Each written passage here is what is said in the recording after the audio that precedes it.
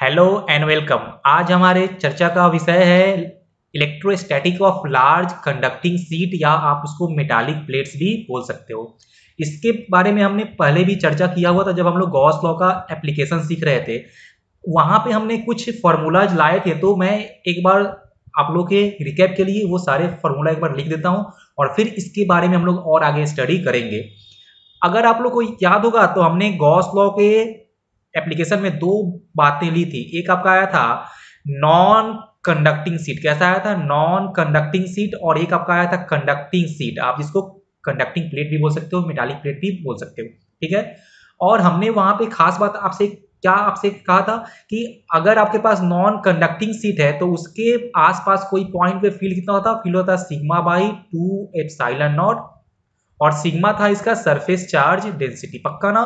Sigma था इसका surface charge density. और अगर आपके पास लार्ज कंडक्टिंग सीट था तब उसके आसपास वाले पॉइंट पे फील्ड आया था सिग्मा बाई एप्सिलॉन नॉट। शायद सबको याद है ना? हाँ। और हमने वहां पे आपको ये भी समझाया था कि एक कंडक्टिंग सीट जो होता है वो करता है बिहेव एज अ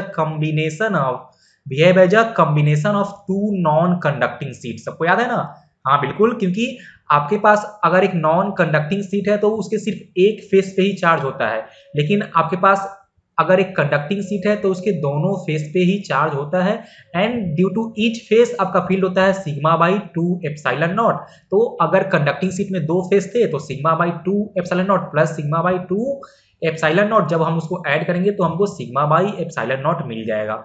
सबको ये कहानी है ना याद? बिल्कुल। Conducting sheet behave as a combination of two non conducting sheet, अच्छी बात है ना?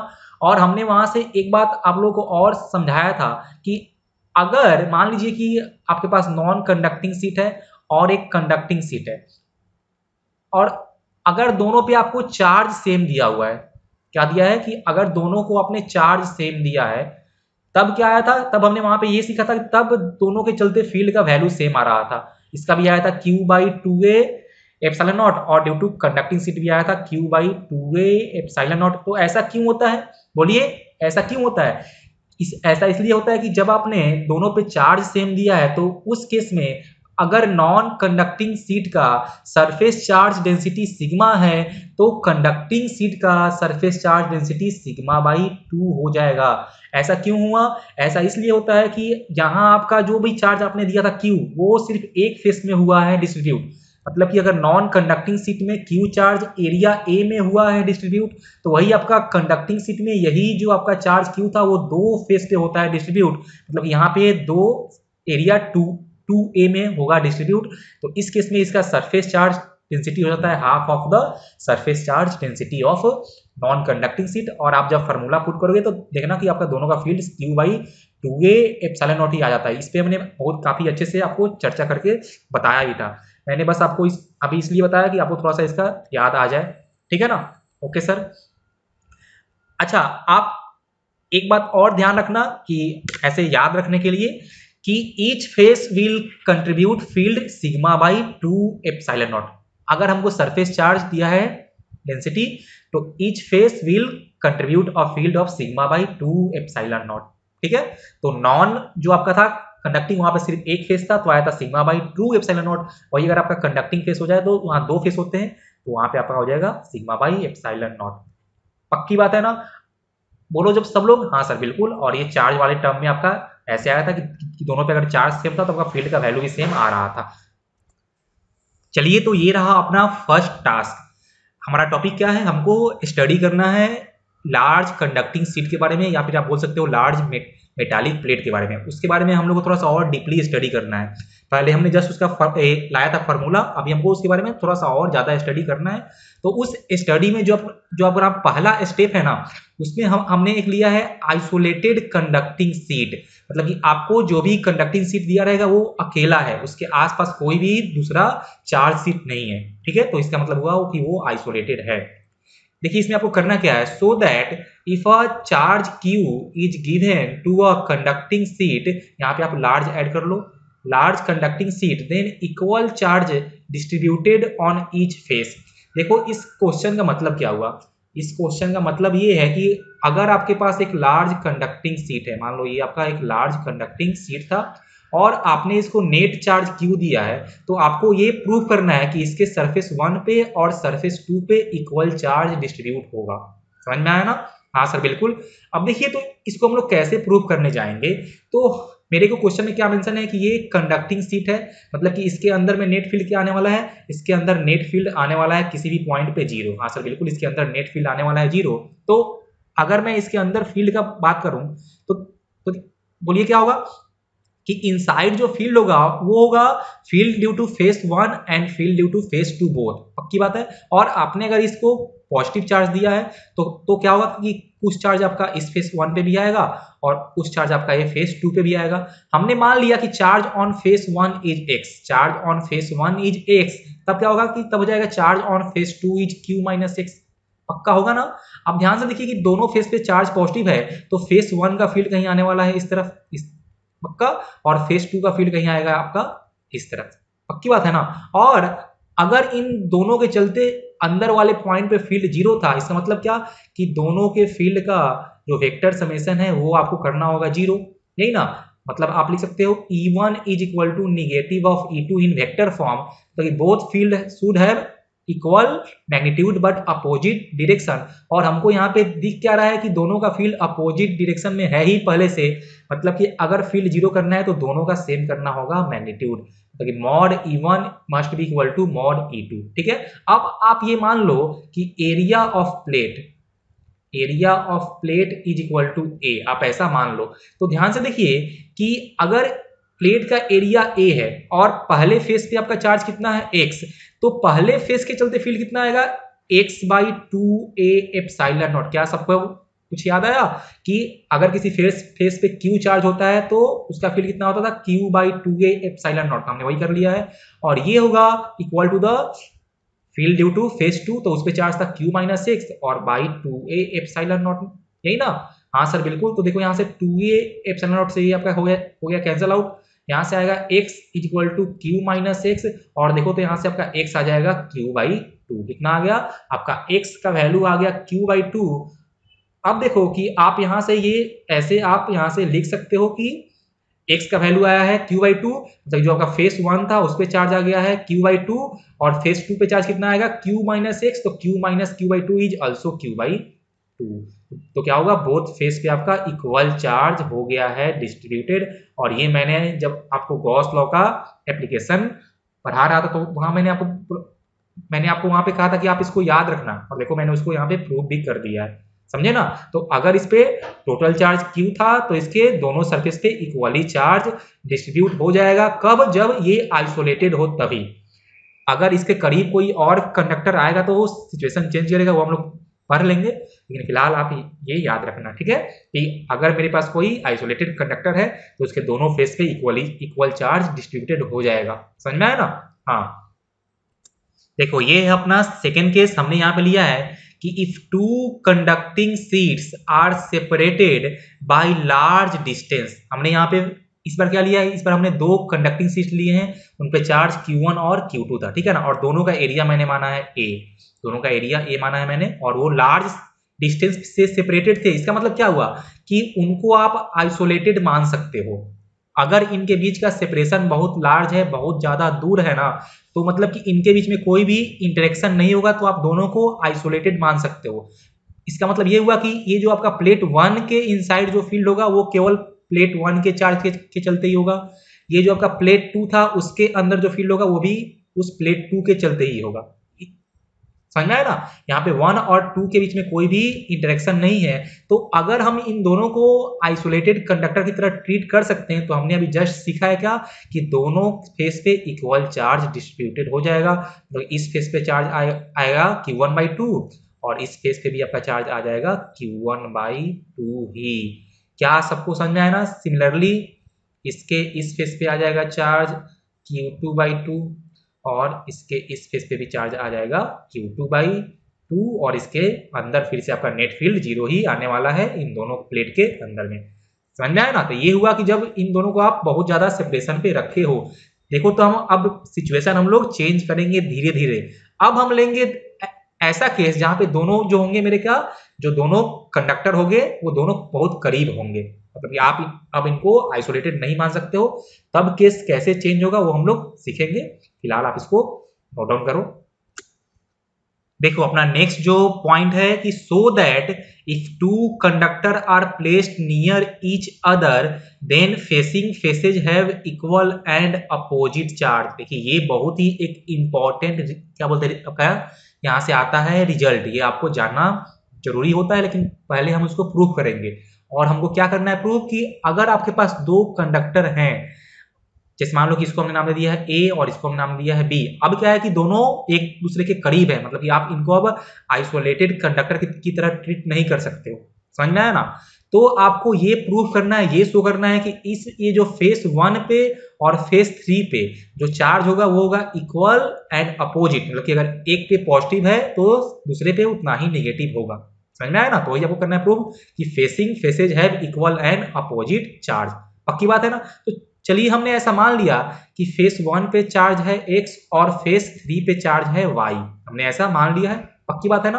अब देखिए कि इसको प्रूव करने के लिए हमने एक गॉसियन सरफेस लिया, हमने ये क्लोज गॉसियन सरफेस ऐसा लिया है, हमने ये क्लोज गॉसियन सरफेस ऐसा किया है कंसीडर। इसको आप लिख लो, this is closed Gaussian surface. सबको आया समझ में ना? हाँ सर, सबको समझ में आया, ये क्लोज गॉसियन सरफेस है।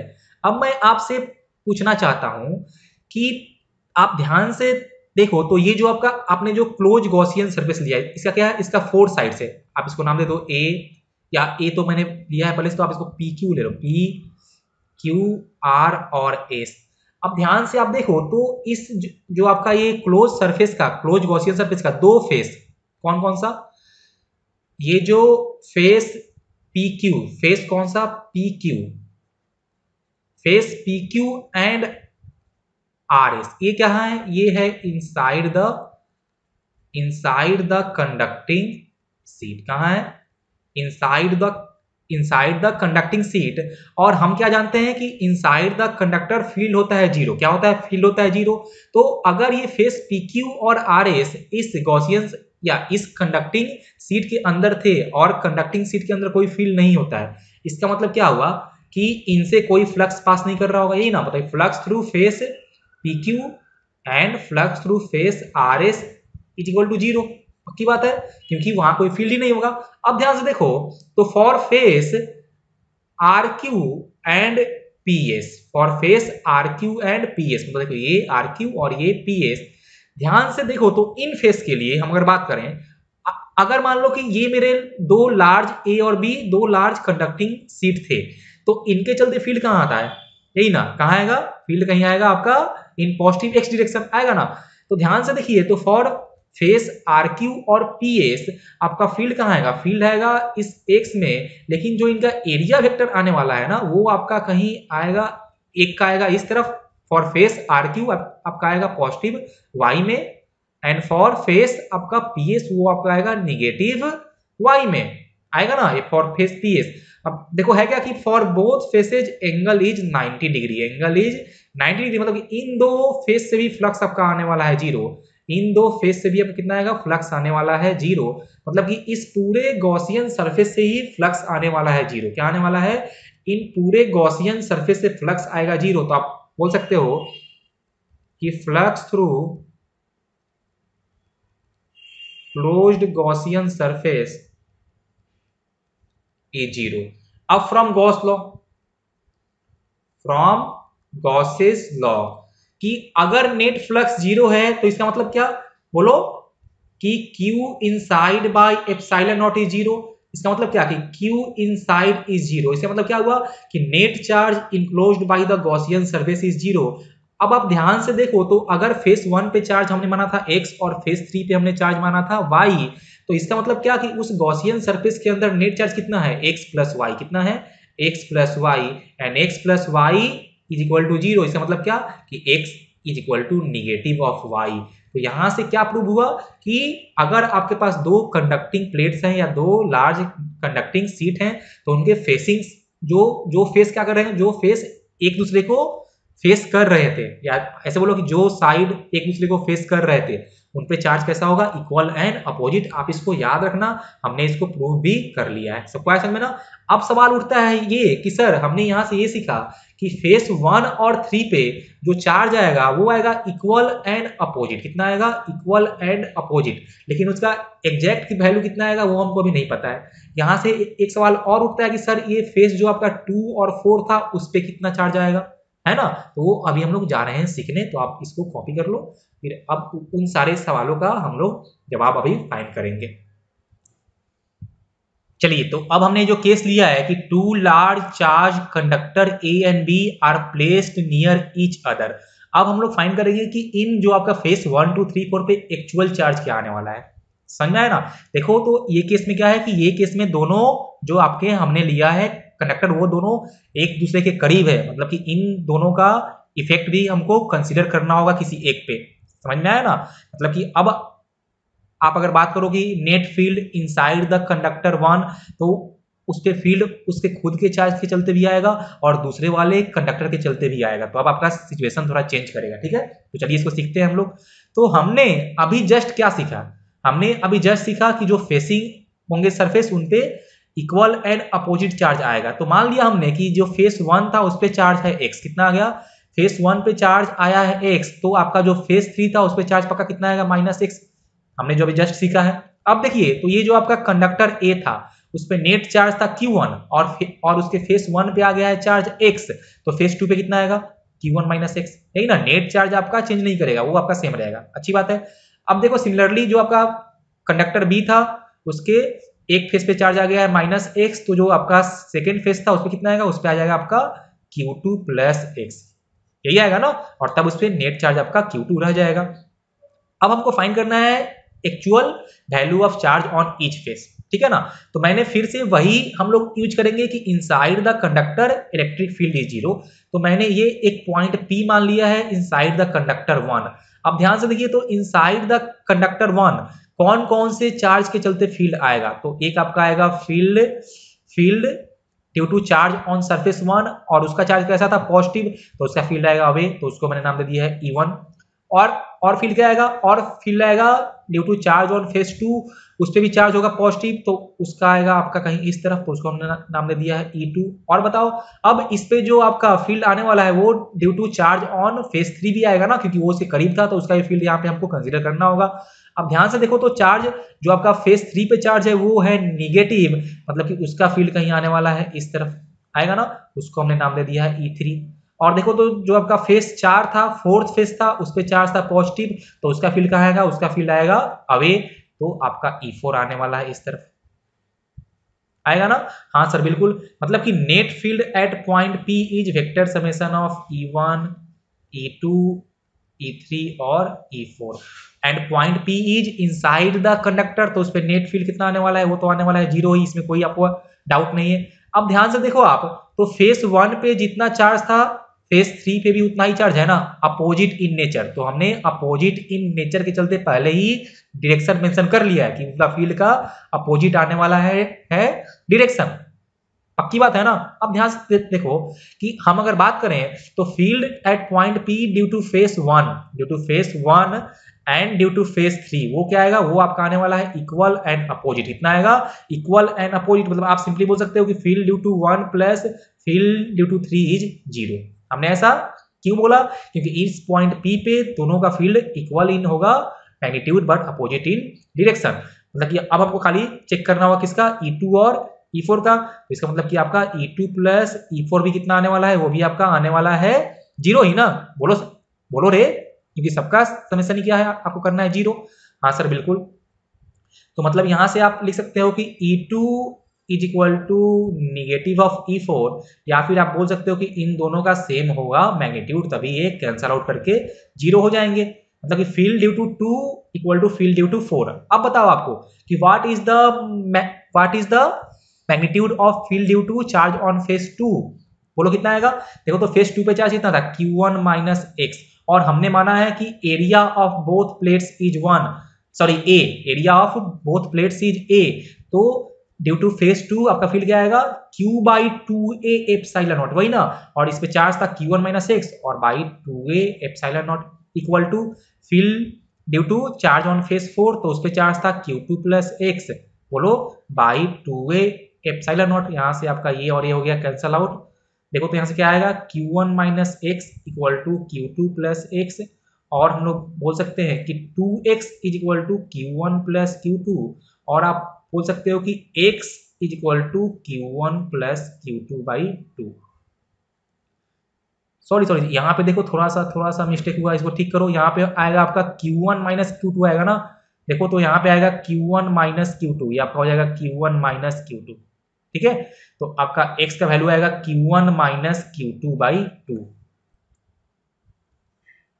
तो अगर x का वैल्यू आया है Q1 माइनस Q2 बाई 2, तो what is the value of, बोलो what is the value of Q1 minus x, तो आपका आ जाएगा Q1 माइनस Q2 बाई 2। जब आप इसको सॉल्व करोगे तो ये आपका आ जाएगा Q1 प्लस Q2 बाई 2।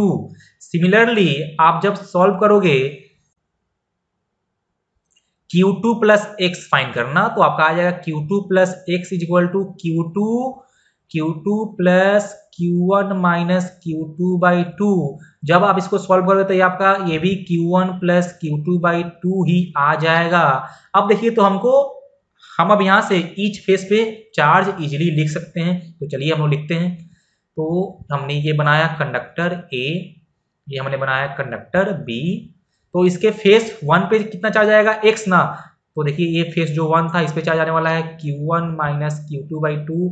इसका जो फेस 2 था, जो फेस 2 पे कितना चार्ज था Q1 माइनस x, तो वो आपका आने वाला है Q1 प्लस Q2 बाई 2।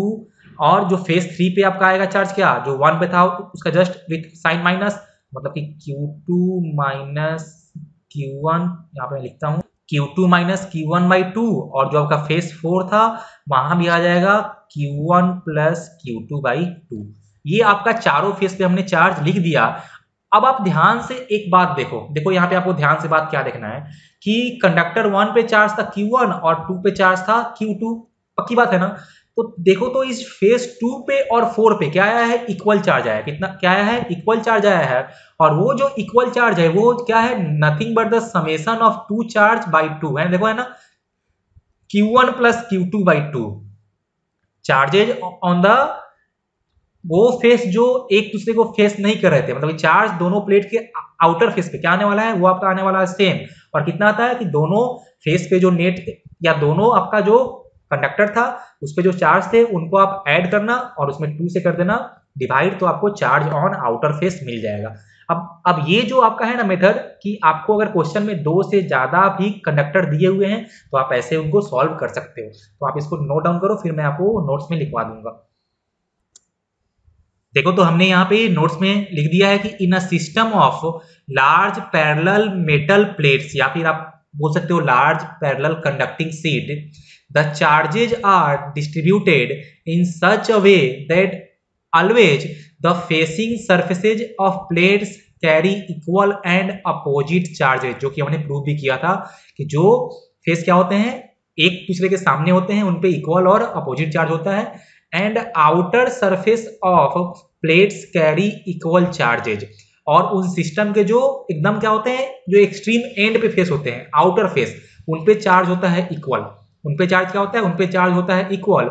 और वो जो आउटर फेस पे जो इक्वल चार्ज होता है उसका वैल्यू आपको अगर फाइंड करना हो तो वो हम लोग करते हैं कि charge on outer surface is equal to the, जितने भी आपको प्लेट्स दिए हुए हैं ना सबका चार्ज आप ऐड कर देना, सबका चार्ज आप ऐड करना विथ साइन। मतलब कि अगर चार्ज आपका हो पॉजिटिव तो आप लेना पॉजिटिव में, या आप सिंपल बोल सकते हो कि net charge of the system, net charge of the system and divided by 2, मतलब कि Q1 plus Q2 plus Q3 plus Q4 जितने भी होंगे बाई 2 कर देना, तो वो आपके हो जाएंगे charge on the outer face. ठीक है ना, आया समझ में? बिल्कुल, आप इसको नोट डाउन कर लो। इस पे हम लोग अब चलते हैं, क्वेश्चन करते हैं, तो आपको और भी अच्छे से क्लियर हो जाएगा। तो देखो मैंने यहाँ पे लिया है नंबर 1 एग्जाम्पल, ध्यान से देखो यहाँ पे एग्जाम्पल नंबर 1 हमने लिया है। तो ध्यान से आप अगर देखो तो हमने यहाँ पे 2 लिए हैं आपके मेटालिक प्लेट्स A और B, ये लार्ज मेटालिक प्लेट्स हैं। और एक पे हमने चार्ज दिया है कैपिटल Q और एक पे हमने चार्ज दिया है minus Q। Equal and opposite charge. हमने क्या दिया है, हमने दिया है इक्वल एंड अपोजिट चार्ज। आप इस पॉइंट, आप ये जो आपका एग्जांपल है इसको आप करना है स्टार मार्क। क्यों करना है, क्योंकि हम लोग इसको कैपेसिटर वाले चैप्टर में हमको ऐसा ही पढ़ना है, situation equal and opposite charge, ठीक है ना। तो जैसा सिचुएशन यहाँ आने वाला है कैपेसिटर में भी आपका वैसा ही आएगा, ठीक है। चलिए तो ध्यान से देखो, तो क्या है कि 2 and 4 आर द, यही ना, आउटर सरफेस। बोलो 2 और 4 क्या है यहाँ पे, आउटर सरफेस, मतलब इन पे चार्ज क्या आएगा, इन पे चार्ज आने वाला है इक्वल। तो देखते हैं वो चार्ज कितना आएगा, इक्वल। तो बोलिए, तो charge on outer surface, charge on outer surface क्या आता है कि दोनों चार्ज को समेशन बाई 2, तो देखो Q plus minus Q by 2 कितना आने वाला है, 0। कितना आ जाएगा, 0। मतलब कि इस केस में ये जो आउटर फेसेज हैं उन पे कोई चार्ज नहीं आने वाला है, मतलब on face 2 charge 0, on face 4 charge is 0। अब ध्यान से देखो, तो ये जो आपका प्लेट ए था उस पे नेट चार्ज था Q, और उसके फेस 2 पे चार्ज आया है 0, मतलब कि जो भी चार्ज था उसका फेस 1 पे आ जाएगा। तो ऑन फेस 1 आपका चार्ज आ जाएगा Q। सिमिलरली जो आपका प्लेट बी था उसके फेस 4 पे चार्ज था 0, और उस पे नेट चार्ज था माइनस Q, मतलब जो भी उस पे चार्ज था वो उसके फेस 3 पे ही आ जाएगा। अब देखो ध्यान से कि हम जो यहाँ पे सीखे हैं नोट्स में वो यहाँ पे सेटिस्फाई भी हो रहा है। आउटर सरफेस चार्ज पे चार्ज कैसा है, इक्वल, 0 एंड 0। जो फेसिंग फेस है उन पे चार्ज कैसा है, इक्वल एंड अपोजिट। अब ये सिचुएशन आप लोग याद रखना, ये आपका है कैपेसिटर में हमको ऐसा ही सिचुएशन पढ़ना है जहां पे हम लोग दो प्लेट लेंगे और दोनों को इक्वल और अपोजिट चार्ज देंगे। तब क्या होगा कि जो भी चार्ज होगा वो उनके इनर फेस पे ही आता है। कहां आता है, उनके इनर फेस पे ही आता है, आउटर फेस पे कोई भी चार्ज नहीं आता है। और इसका बहुत ही अच्छा एक क्या बोलते हैं अपना एप्लीकेशन है, वो क्या होता है कि अगर चार्ज इनके इनर फेस पे ही आया है, मतलब जो भी इलेक्ट्रिक फील्ड होगा वो इन दोनों के बीच में ही आता है, इनके बाहर नहीं जाता है। समझ में आया ना। तो इसके बारे में हम लोग अभी कैपेसिटर में और भी अच्छे से चर्चा करेंगे, लेकिन बस आप ध्यान रखना कि यही आपका आने वाला है कैपेसिटर में। अच्छा चलिए एक बार इसके बीच में नेट फील्ड फाइंड कर लेते हैं कि net field at any point in between the plates, मतलब कि हम फाइंड कर रहे हैं फील्ड एट पॉइंट P। तो ध्यान से देखो, तो क्या था, चार्ज कितना है, Q और माइनस Q। क्या है, चार्ज आपका है Q और माइनस Q। तो कितना आने वाला है, बोलो Q by 2A epsilon naught field due to plate A. अच्छा एक बात और कि दोनों पे चार्ज है अपोजिट नेचर का, मतलब कि फील्ड आएगा इन सेम, बोलो दोनों का फील्ड आएगा सेम डायरेक्शन में। तो दोनों को कर देना ऐड, तो आपका नेट फील्ड कितना आ जाएगा, देखो तो आपका नेट फील्ड आ जाएगा Q by epsilon not a. क्या आएगा, ये आएगा net field between the two plates. और ये सेम चीज हम लोग जब कैपेसिटर स्टडी करेंगे तो वहां भी हम लोग इसको लेके आएंगे कि कैपेसिटर के बीच का जो फील्ड होता है वो होता है Q by epsilon not a. तो बस आप इसको भी फिलहाल ध्यान रखना। चलिए तो अब हम आते हैं नेक्स्ट क्वेश्चन में। देखो क्वेश्चन नंबर 2, यहाँ पे हमने 3 प्लेट्स लिए हैं और इसको हम नाम देते हैं A, B और C। और जो सरफेस थे तो यहाँ पे कितने आएंगे, सरफेस यहाँ बनेंगे 6 ना, तो 1 2 3 4 5 और 6। अब ध्यान से देखो, तो यहाँ पे 2 और 6 क्या है, यहाँ पे 2 and 6 are the outer surface, 2 and 6 are the outer surface ना। तो उस पे चार्ज क्या आएगा, 2 और 6 पे आपका चार्ज आने वाला है सेम। अब उसका फाइंड करते हैं वैल्यू। तो बोलिए क्या होगा कि charge on face 2 equal to charge on face 6, और वो कितना आएगा कि नेट चार्ज बाई 2 ना। तो आप पहले जो भी इन तीनों पे चार्ज था उसको आप करो ऐड। देखो minus Q plus 3Q plus Q divided by 2, मतलब यहां से आपका आ जाएगा प्लस 3Q बाई 2। क्या आएगा, प्लस 3Q बाई 2। मतलब कि आपका जो फेस 2 और 6 था उस पे चार्ज आने वाला है 3Q बाई 2, 3Q बाई 2। तो चलो इसको एक बार हम लोग यहाँ पे ड्रॉ करते हैं डायग्राम। तो फेस 2 पे कितना आया चार्ज, प्लस 3Q बाई 2, और फेस 6 पे भी आपका आ गया है प्लस 3Q बाई 2। अब ध्यान से आप देखो, तो ये जो प्लेट ए था उस पे नेट चार्ज कितना था, उस पे नेट चार्ज था माइनस Q, नेट चार्ज था माइनस Q, और उसके एक फेस पे आ गया है 3Q बाई 2। मतलब कि फेस 1 पे कितना आने वाला है बोलो, तो उस पे नेट चार्ज माइनस जो चार्ज आया है 1 फेस पे, यही ना। यहां से जब आप सॉल्व करोगे तो आपका आ जाएगा माइनस 5Q बाई 2 पक्का। देखो तो इस पे नेट चार्ज आपका फिर से माइनस Q ही आ जाएगा। आप जब प्लस 3Q बाई 2 और माइनस 5Q बाई 2 को ऐड करोगे तो आपका नेट चार्ज माइनस Q ही आ जाएगा। तो किसी भी प्लेट का जो नेट चार्ज होगा वो आपका चेंज नहीं करने वाला है। समझ में आया ना? Okay sir. अब देखो तो आपका जो फेस 1 था उस पे चार्ज आ गया है -q/2। अब फेस 3 पे चार्ज कितना आएगा? तो हमने क्या सीखा है कि फेसिंग जो होते हैं सरफेस उन पे होता है इक्वल एंड अपोजिट चार्ज। तो अगर फेस 1 पे है -5q/2 तो पक्का फेस 3 पे कितना आएगा? +5q/2। पक्की बात है? हाँ सर बिल्कुल। अब देखो फिर से, तो जो अपना प्लेट बी था उस पे नेट चार्ज कितना था? उस पे नेट चार्ज था 3q और उसके एक फेस पे चार्ज आ गया है 5q/2। तो उसके सेकेंड फेस पे कितना आएगा? 3q - 5q/2। आप जब इसको सॉल्व करोगे तो ये आपका आ जाएगा +q/2। कितना आएगा? +q/2। तो ये आ गया चार्ज ऑन फेस 4। अब charge on face 4 is +q/2 तो पक्का charge on face 5 is -q/2। क्यों? क्योंकि जो फेसिंग सरफेस पे इक्वल है अपोजिट चार्ज होगा। अब देखो तो हमको हर फेस पे चार्ज मिल गया। अब आप अगर चाहते हो कि आपका आंसर सही आया है कि नहीं आया है तो आप किसी भी एक प्लेट के हर फेस वाले चार्ज को ऐड करना, तो जो नेट चार्ज जितना था वही आपका आ जाएगा। इसका मतलब ये हुआ कि +3q/2 और -5q/2 आपका आने वाला है -q, +5q/2 एंड +q/2 आपका आने वाला है 3q और -q/2 एंड +3q/2 आपका आ जाएगा q। समझ में आया ना? तो ये बहुत ही सिंपल है, इसमें कोई भी आपको नहीं लफड़ा नहीं है। ऐसे आप इसको सॉल्व कर सकते हो और ये क्वेश्चन आपको हर बुक में आपको दिख जाते हैं। बच्चे को ऐसा लगता है कि बहुत टफ है, इसमें कुछ खास बात है नहीं, बस आपको समझ में आना चाहिए। अब आप लोगों के प्रैक्टिस के लिए मैं एक क्वेश्चन देता हूं, आप वो खुद से उसको ट्राई करना। ये क्वेश्चन आप लोग के लिए होमवर्क है। मैंने यहाँ पे फिर से 3 प्लेट्स लिए हैं और तीनों पे आपका नेट चार्ज हमें दिया है, एक पे Q, एक पे +4q और एक पे -q। और मैंने फेस का नाम मार्क कर दिया आपका, मैंने यहाँ पे सीक्वेंस में लिया 1 2 3 4 5 6 और आंसर भी मैंने यहाँ पे लिख दिया है। आप लोग इसको ट्राई करना अच्छे से, ठीक है ना? बहुत ही आसान क्वेश्चन है, हो जाएगा।